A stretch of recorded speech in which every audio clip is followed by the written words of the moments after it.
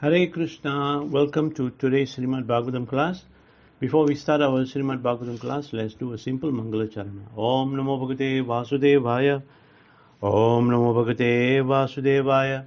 Om Namo Bhagavate Vasudevaya.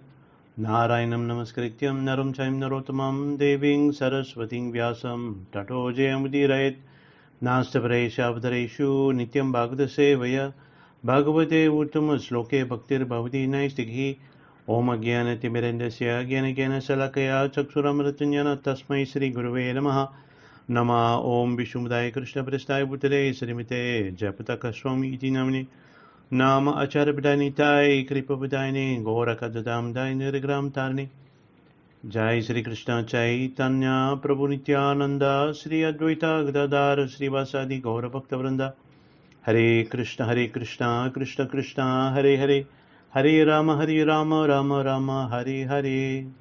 Welcome again everyone to today's Srimad Bhagavatam class. Today we are reading from Srimad Bhagavatam Canto 12, chapter number 8, chapter entitled Markandeya's Prayers to Nara and Nara-Narayana Rishi. So today's chapter is about a very interesting personality by the name of Markandeya Rishi. This Markandeya Rishi is very famous for performing severe austerities, and through his severe austerities, at one point we will hear in this chapter, his austerities will frighten King Indra, and King Indra, being frightened of him, sends his servant Cupid and his associates to go and disturb the meditation of Markandeya Rishi. And what we'll hear is how Markandeya Rishi, being very, very exemplary devotee of the Lord, he was not vengeful towards Cupid or to anyone who disturbs his meditation.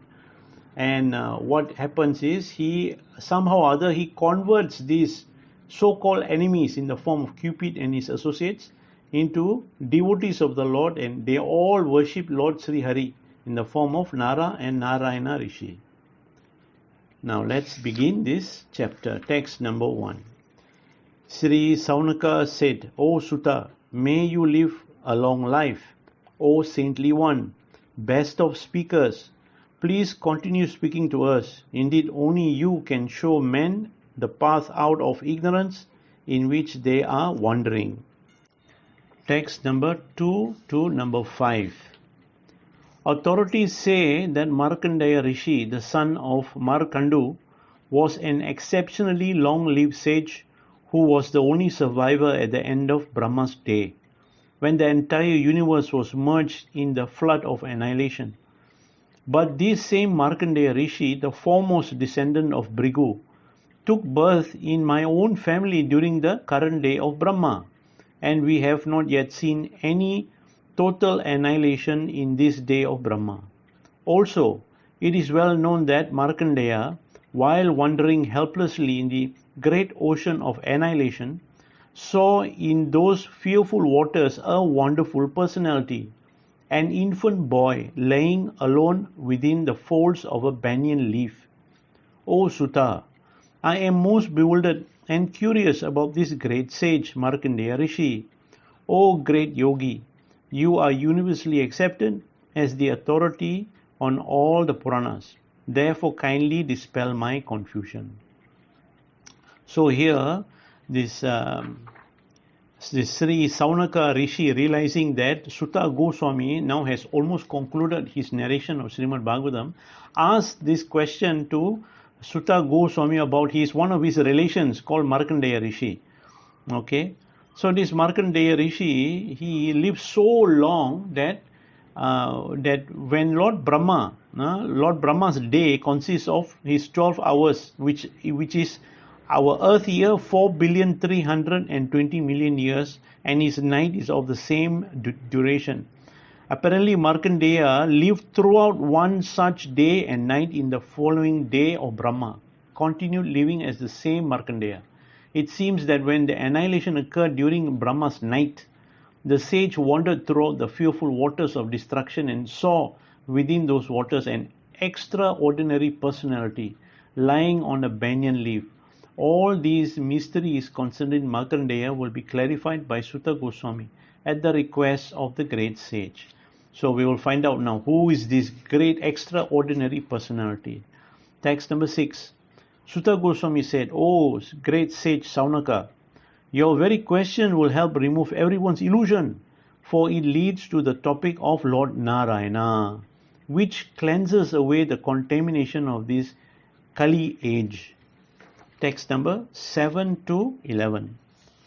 After being purified by his father's performance of the prescribed ritual leading to Markandeya brahminical initiation, Markandeya studied the Vedic hymns and strictly observed the regulatory principles.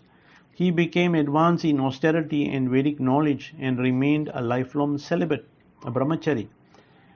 Appearing most peaceful with his matted hair and his clothing made of bark, he furthered his spiritual progress by carrying the mendicant's water pot, staff, sacred thread, brahmachari belt, black deer skin, lotus seed prayer beads, and bundles of kusa grass. At the sacred junction of the day, he regularly worshipped the Supreme Personality of Godhead in 5 forms: the sacrificial fire, the sun, his spiritual master, the brahmanas, and the super soul within his heart. Morning and evening he would go out begging, and upon returning he would present all the food he had collected to his spiritual master. Only when his spiritual master invited him would he silently take his one meal of the day. Otherwise, he would fast. Thus devoted to austerity and Vedic studies, Markandeya Rishi worshipped the Supreme Master of the senses, the Personality of Godhead, for countless millions of years, and in this way he conquered unconquerable death. So, wonderful description here of what a saintly personality is able to do and willing to do. We hear here that he meditated upon the Supreme Personality of Godhead from day to night. He went out to perform austerities by collecting begging food for his spiritual master's pleasure. Only when the spiritual master invites him to eat, then he eats. If the spiritual master on that particular day forgets, he will fast. And he devoted to austerity and Vedic studies, and he worshipped for countless millions of years. Text number 12. Lord Brahma, Bhrigu Muni, Lord Shiva, Prajapati Daksha, the great sons of Brahma, and many others among the human beings, demigods, forefathers, and ghostly spirits, all were astounded by the achievement of Markandeya Rishi. Text number 13. In this way, the devotional mystic Markandeya maintained a rigid celibacy through penance, study of the Vedas, and self-discipline. With his mind thus free of all disturbance, he turned it inward and meditated on the Supreme Personality of Godhead, who lies beyond the material senses. But this is probably the most difficult thing for all of us in this age of Kali to do. That is to go inward and meditate upon the Supreme Personality of Godhead. Why? Because in this age of Kali, there is so much distraction, so much wonderful things outside there, glittering false gold. Text number 14. While the mystic sage thus concentrated his mind by powerful yoga practice, the tremendous period of 6 lifetimes of Manu passed by. Text number 15. O Brahmana, during the 7th reign of Manu, the current age, Lord Indra came to know of Markandeya's austerity and became fearful of his growing mystic potency. Thus he tried to impede the sage penance. So here you can see that in one day of Lord Brahma, 14 Manus will take birth and die. So here it is explained that this Markandeya Rishi performed his meditation so concentrated that 6 Manus have come and gone. So how many tens, hundreds of millions of years is that meditation? And also we hear that in one particular kalpa, Lord Indra, he got to know by chance this Markandeya Rishi, and he immediately became very fearful. Now let's see what King Indra does. Text number 16. To ruin the sage spiritual practice, Lord Indra sent Cupid, beautiful celestial singers, dancing girls, the season of spring, and the sandalwood scented breeze from the Malaya hills, along with greed and intoxication personified. Wow, look at that. Lord Indra was so fearful, he not only sent Cupid, which is actually enough, he sent his whole entourage of distractions, including beautiful celestial singers, dancing girls, the season of spring, the sandalwood scented breeze of Malay Hill, and on top of that, greed and intoxication personified. Text number 17. O most powerful Saunaka, they went to Markandeya's hermitage on the northern side of Malaya mountains, where the Pushpa Bhadra river passes by the famous peak Chitra. Text number 18 to 20. Groves of pious trees decorate the holy ashrama of Markandeya Rishi, and many saintly Brahmanas live there, enjoying the abundant pure sacred pond. The ashrama resounded with the buzzing of intoxicated bees and cooing of excited cuckoos, while jubilant peacocks danced about. Indeed, many families of maddened birds crowded that hermitage.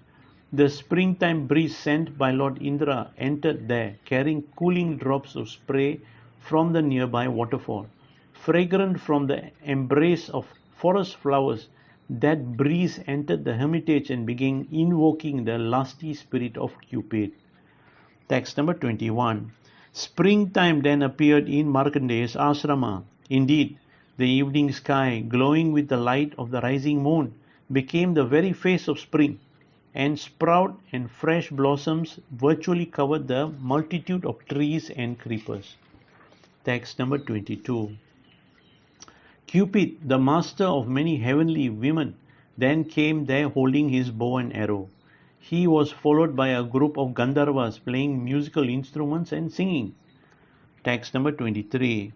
These servants of Indra found the sage sitting in meditation, having just offered his prescribed oblation into the sacrificial fire, his eyes closed in trance. He seemed invincible, like fire personified. Text number 24. The women danced before the sage, and the celestial singers sang to the charming accompaniment of drums, cymbals, and venas. Text number 25. While the son of passion, greed personified, Spring and the other servants of Indra all tried to agitate Markandeya's mind, Cupid drew his 5-headed arrow and fixed it upon his bow. Text number 26 to 27. The Apsara Punji Kasthali made a show of playing with a number of toy balls. Her waist seemed weighed down by her heavy breast, and the wreath of flowers in her hair became dishevelled. As she ran about after the ball, dancing here and there, the belt on her thin garment loosened, and suddenly the wind blew her clothes away. Text number 28. Cupid, thinking he had conquered the sage, then shot his arrow. But all his attempts to seduce Markandeya proved futile, just like the useless endeavor of an atheist. Text number 29. O learned Saunaka, while Cupid and his followers tried to harm the sage, they felt themselves being burned alive by his potency. Thus they stopped their mischief just like children who had aroused a sleeping snake. Text number 30. O Brahmana, the followers of Lord Indra had impudently attacked the saintly Markandeya, yet he did not succumb to any influence of false ego. For great souls, such tolerance is not at all surprising. Text number 31. The mighty King Indra was most astonished when he heard of the mystic power of the exalted sage Markandeya, and saw how Cupid and his associates had become powerless in his presence. Text number 32. Desiring to bestow his mercy upon the saintly Markandeya, who had perfectly fixed his mind in self-realization through penance, Vedic studies, and observance of regulative principles, the Supreme Personality of Godhead, personally appeared before the sage in the form of Nara and Narayana. Text number 33 to 34. One of them was of a whitish complexion, the other blackish, and they both had 4 arms. Their eyes resembled the petal of blooming lotus, and they wore garments of black deerskin and bark, along with the 3-strand sacred thread. In their hands, which were most purifying, they carried the mendicant's water pot, straight bamboo staff, and lotus seed prayers beads, as well as the all-purifying Vedas in the symbolic form of a bundle of darba grass. Their bearing was tall, and their yellow effulgence the color of radiant lightning. Appearing as austerity personified, they were being worshipped by the foremost demigods. So this Nara and Narayana Rishi, they are non-different from Krishna and Arjuna. Text number 35. These two sages, Nara and Narayana, were the direct personal form of the Supreme Lord. When Markandeya Rishi saw them, he immediately stood up and then, with great respect, offered them obeisance by falling down flat on the ground like a stick. Dandavats. Text number 36. The ecstasy of seeing them completely satisfied Markandeya's body, mind and senses, and caused the hair on his body to stand on end and his eyes to fill with tears. Overwhelmed, Markandeya found it difficult to look at them. Text number 37. Standing with his hand folded in supplication and his head bowed in humility, Markandeya felt such eagerness that he imagined he was embracing the two lords. In a voice choked with ecstasy, he repeatedly said, "I offer you my humble obeisances." Text number 38. He gave them sitting place and washed their feet, and then he worshipped them with presentation of arghya, sandalwood pulp, fragrant oil, incense and flower garlands. Text number 39. Markandeya Rishi once again bowed down at the lotus feet of these two most worshipable sages, who were sitting at ease, ready to bestow all mercy upon him. He then addressed them as follows. Text number 40. Sri Markandeya said, "O Almighty Lord, how can I possibly describe you? You awaken the vital air which then impels the mind, senses and power of speech to act. This is true for all ordinary conditioned souls, and even for great demigods like Brahma and Shiva. So it is certainly true for me. Nevertheless, you became the intimate friend of those who worship you." Text number 41.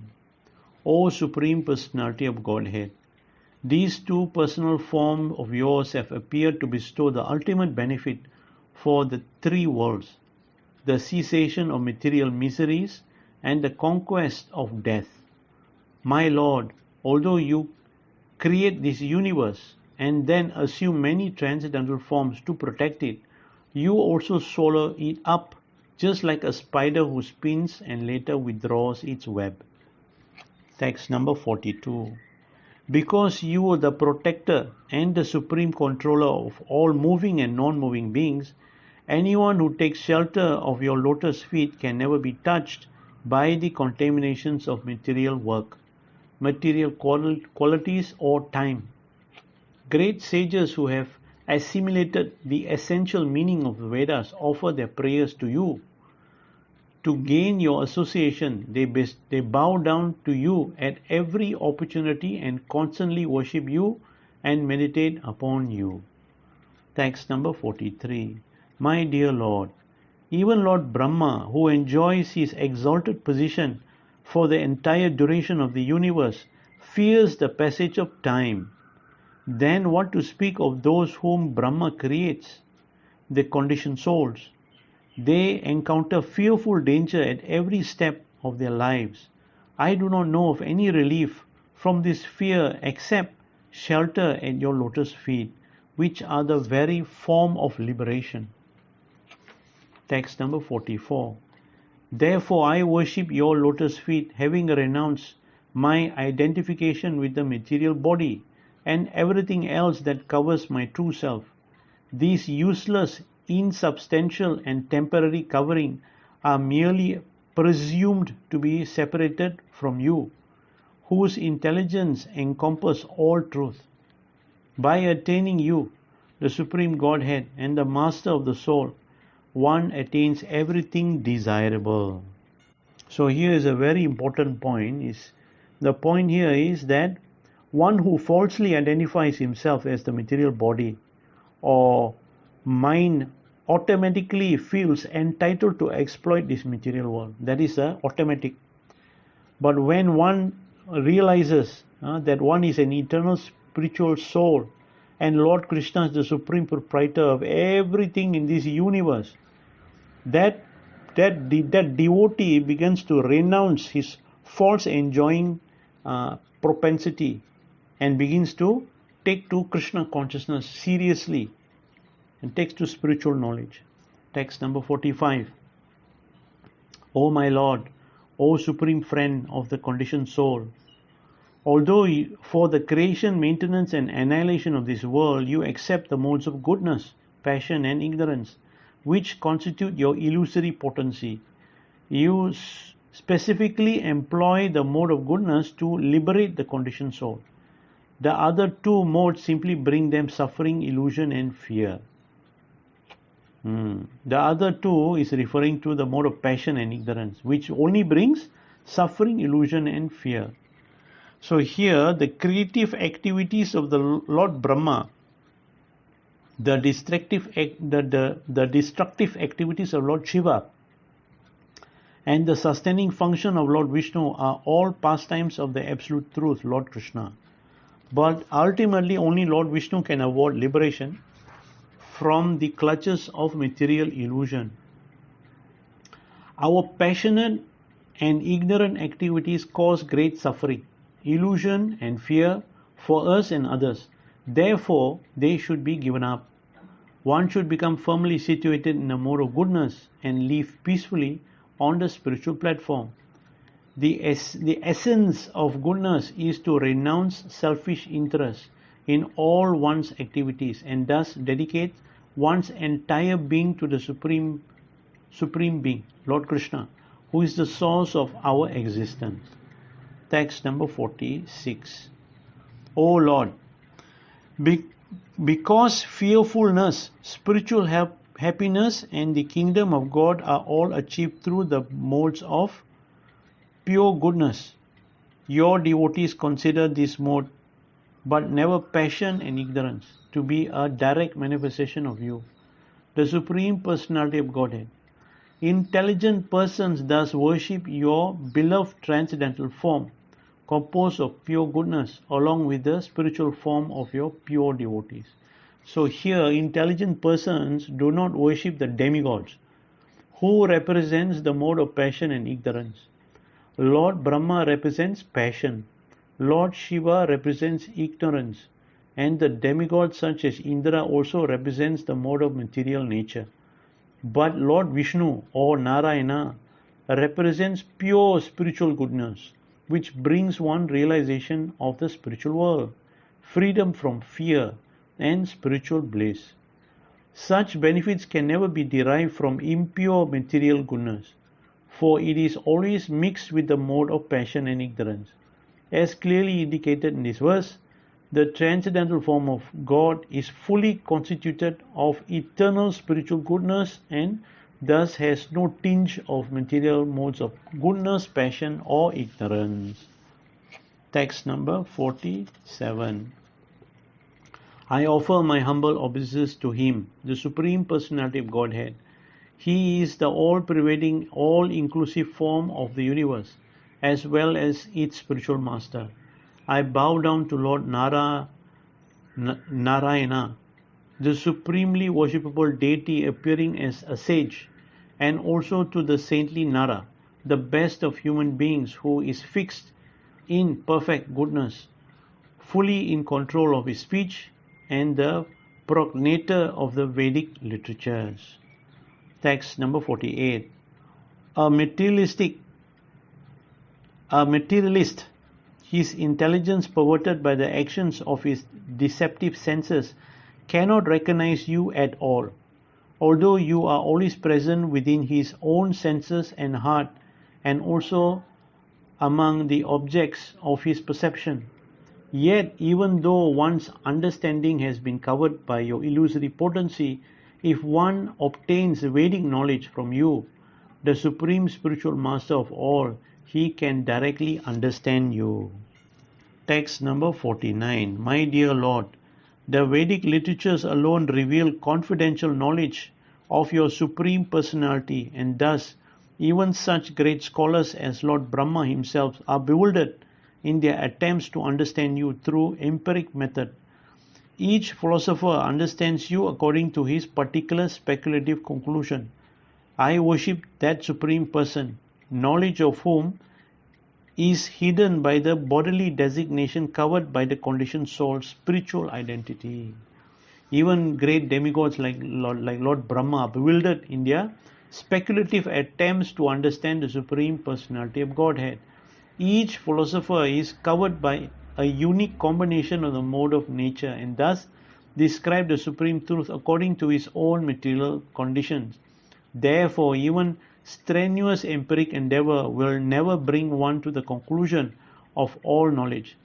The highest knowledge is Krishna, the Supreme Personality of Godhead, and one can understand him only by fully surrendering to him and serving him with love. This is why Markandeya Rishi stated here, Vande Mahapurusham, I simply worship that Supreme Personality. Those who try to worship God but at the same time continue speculating or acting fruitively will attain only mixed and bewildering results. To be pure, a devotee must give up all fruitive activities and mental speculation. In that way, his loving service to the Lord will yield perfect knowledge of the Supreme. Only this perfection can satisfy the eternal soul. Hare Krishna. Thank you very much.